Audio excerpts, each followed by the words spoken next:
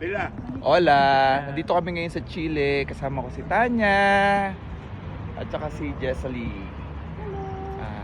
FYI, bago pumunta si Magellan sa Pilipinas, dumaan muna siya dito sa Chile, Punta Arenas.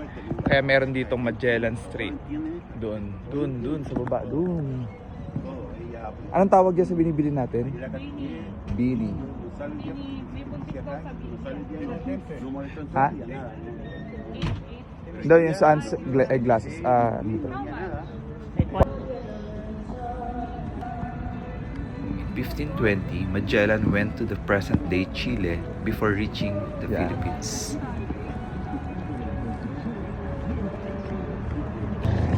In 1520, Magellan sailed along the coast of South America, passed through southern Chile via the Strait of Magellan. 1521, he crossed the Pacific and arrived in the Philippines, where he was later killed in Mactan. And traditional is Traditional from Manila. Ano mo yung best seller na chocolate? Sa akin din, chocolate no crema. big. The two chocolate No crema. No crema.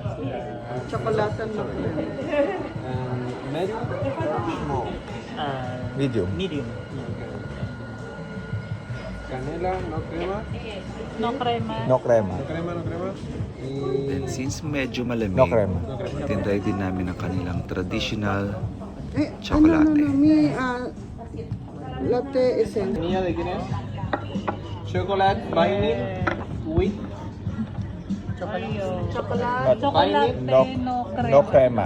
no, yeah, chocolate with vanilla. Vanilla. For you? Vanilla. Okay. Sarap. Yes. Chocolate with cinnamon. Parang Cinnamon Starbucks. sa'yo? Hindi.